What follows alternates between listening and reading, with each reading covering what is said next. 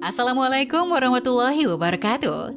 Halo Sobat Setia Fakta Kehidupan. Tidak lupa kami sampaikan salam sehat, salam sejahtera, semoga tercurah segala bentuk kebaikan dan juga kita semua dalam lindungannya. Seperti biasa, kita akan berbagi kisah dari yang unik, menarik, sampai bikin nangis. Mari kita simak kisahnya.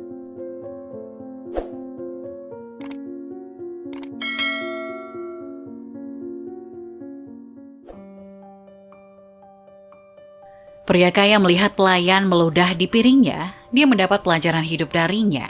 Ternyata, seorang pria kaya yang marah masuk ke dapur restoran mewah setelah melihat seorang pelayan meludahi pesanannya sebelum membawanya ke dia. Dia kemudian belajar pelajaran tentang kemanusiaan dan hubungan yang mengubah hidupnya selamanya. Benak Tuan Wallace berpacu dengan pikiran saat dia menunggu pesanannya di restoran. Dia tahu dia telah melakukan beberapa hal buruk di masa lalu dan sekarang membayarnya. Perusahaan Tuan Wallace berada di ambang kebangkrutan. Saingannya telah menggugatnya sebagai pembalasan karena merayu istrinya untuk kesepakatan bisnis dan dia tahu dia tidak akan menang. Pengacara firma itu menolak menangani kasus itu karena dia tidak mampu membayarnya sekarang. Ini mungkin makan malam kerajaan terakhir yang pernah kunikmati, gumam lelaki tua itu. Restoran tempat dia menunggu makan malamnya adalah tempat makan mewah dengan lampu halogen kuning muda menghiasi sudutnya dan lampu gantung berkilauan di tengah ruangan. Saat dia melihat ke sekeliling tempat itu, mata Wallace mengarah ke meja di seberangnya, tempat beberapa wanita cantik yang lebih tua dan seorang anak kecil di kursi roda duduk. Wallace patah hati saat melihatnya. Sepanjang hidupnya, Wallace hanya berfokus pada pertumbuhan perusahaannya dan tidak sekalipun dia berencana untuk memulai sebuah keluarga. Dia menyesalinya sekarang karena dia tidak memiliki siapapun untuk berbagi kekhawatirannya. Wallace sangat ingin menyelesaikan makan malamnya dan pulang secepat mungkin. Dia tidak ingin menjadi orang yang aneh, penyendiri, duduk sendirian di meja dalam kesuraman dan kesedihan. Dia mengalihkan pandangannya dari meja dan membenamkan wajahnya di tangannya. Tiba-tiba, paduan suara keras selamat ulang tahun memotong pikirannya yang terganggu. Wallace mendongak untuk melihat seorang wanita di meja seberangnya membuat permintaan dan memotong kue. Kemudian dia mulai bicara. Wallace kehilangan ketenangannya. Wanita itu berteriak keras, tapi tampaknya tidak ada yang keberatan. "Berhentilah berteriak di depan umum," Wallace berseru. "Apakah kamu tidak tahu bagaimana harus bersikap?" Seluruh meja menoleh untuk melihatnya. "Apa? Bukannya aku mengatakan sesuatu yang salah?" bentaknya. Wanita tua yang baru saja memotong kue itu tersenyum. "Saya minta maaf, Pak," dia berteriak. "Apakah kamu ingin mengucapkan selamat ulang tahun? Terima kasih jika Anda melakukannya." Wallace terkejut. "Apakah kamu tuli?" dia bertanya. "Aku tidak mengucapkan selamat ulang tahun padamu. Sudah kubilang untuk diam dan bersikap baik, demi Tuhan. Ini ruang publik." Wanita tua itu melambaikan tangannya dengan acuh dan mengalihkan pandangannya dari Wallace, menggumamkan terima kasih dan tersenyum. Dia orang kaya. Dia berseru dengan keras kepada semua orang di mejanya, "Jangan ganggu dia lagi." Wallace tidak mengerti apa yang salah dengan wanita ini. Dia terus berbicara dengan keras meskipun dia mengejeknya dan memintanya untuk tutup mulut. Dia sepertinya tidak menyadari bahwa dia mengganggu semua orang di restoran. Akhirnya, Wallace mendekati mejanya dan dengan agresif menyuruhnya untuk merendahkan suaranya. Wanita itu bergeser dengan gelisah di kursinya. Wajahnya menyusut, menghilangkan senyum manisnya. "Kuharap itu tenggelam dalam pikiran bodohmu," gerutunya sambil kembali ke mejanya. Wallace sangat marah dan kelaparan. Yang diinginkan pengusaha berusia 57 tahun itu hanyalah duduk dan bersantai dengan calot de boeuf grillé dan segelas anggur merah. Tapi wanita yang duduk di meja seberangnya telah merusak malamnya.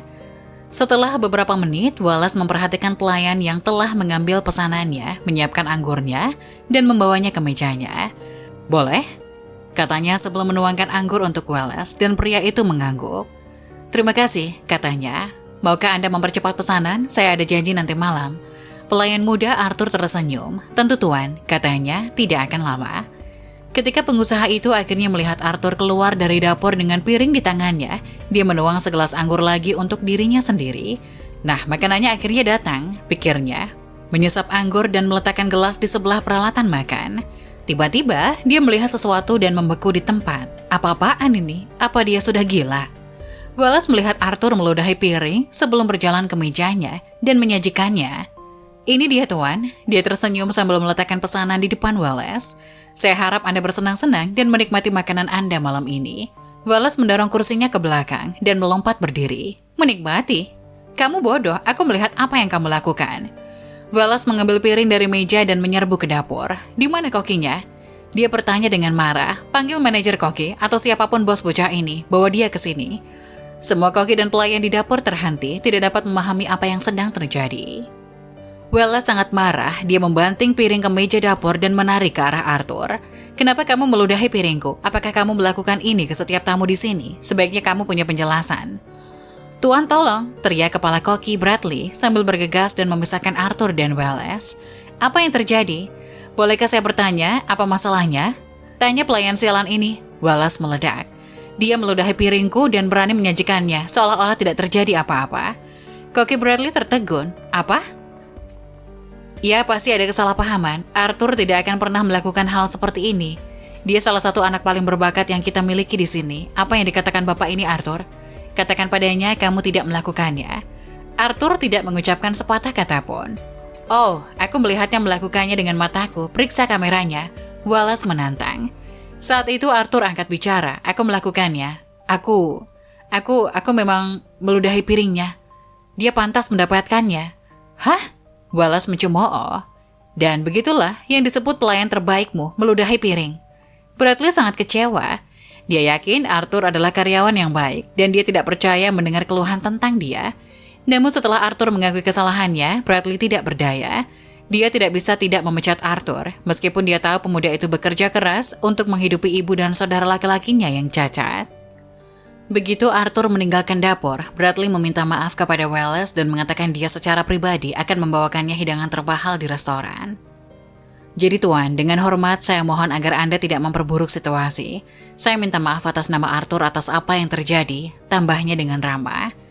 Arthur sangat khawatir ketika dia dipecat, dia takut kehilangan pekerjaannya, namun dia meludahi piring Wallace karena dia mengira tidak ada yang melihat. Ketika Wallace kembali ke meja, senang bahwa dia telah diberi kompensasi dengan hidangan termahal di restoran itu, dia melihat Arthur yang sedih dan kalah mendekati meja tempat wanita tua itu sedang merayakan ulang tahunnya. Arthur memberitahunya sesuatu, dan segera wanita itu pingsan. Ya ampun Bu, Arthur menangis. Bisakah seseorang memanggil ambulan? Tolong, cepat. Wallace terkejut. Dia ibunya. Dia bertanya-tanya. Tapi yang lebih mengejutkan pengusaha tua itu adalah cara Arthur menangis dan memohon bantuan. Itu membawa kenangan masa kecil Wallace tepat di depan matanya.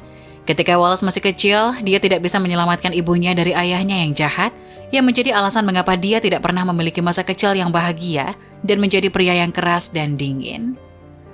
Ketika dia melihat Arthur yang tak berdaya, dia menyadari bahwa mereka memiliki banyak kesamaan. Jadi, mengesampingkan perbedaan mereka, dia segera menelpon ambulan dan menyuruh mereka bergegas. Saat para medis tiba, mereka membawa ibu Arthur ke ambulan. Arthur dengan lembut mendorong kursi roda anak laki-laki itu keluar dari restoran. Wallace mengikuti mereka keluar dan melihat Arthur memeluk anak laki-laki di kursi roda dan menangis. Ibu akan baik-baik saja, Rob, isaknya. Kamu pulang dan tunggu, oke? Teman-teman ibu akan menjaga. Arthur, kamu pergi dengan ibu. Anak laki-laki itu bertanya dengan sedih. Aku baik-baik saja, kamu hati-hati. Arthur menghilang ke dalam ambulan, dan Rob serta wanita lain yang sedang makan bersama ibu Arthur pergi. Wallace merasakan simpati untuk keluarga itu dan memutuskan untuk mengikuti ambulan. Sesampainya di rumah sakit, ibu Arthur dilarikan ke ruang gawat darurat. Arthur tetap berada di koridor rumah sakit.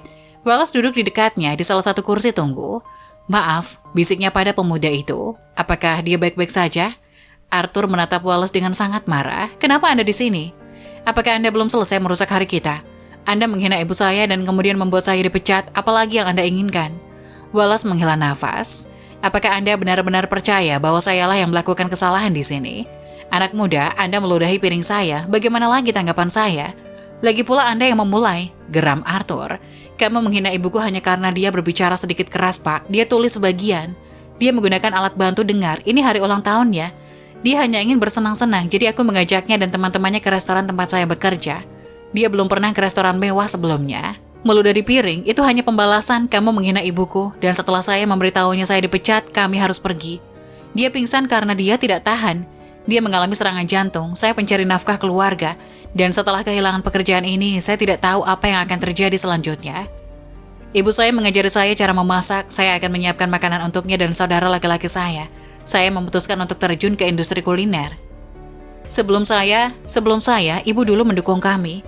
Dia mengamen dan bernyanyi, musik adalah cintanya. Tapi setelah kehilangan pendengarannya, dia tidak bisa mendukung kami. Jadi saya turun tangan, dan tolong jangan katakan bahwa Anda bisa mengerti semua ini, karena kamu tidak akan bisa. Adik laki-laki saya menderita kelumpuhan otak. Ibu saya membutuhkan operasi yang mahal untuk mendapatkan kembali pendengarannya. Saya tidak tahu apa yang akan saya lakukan sekarang.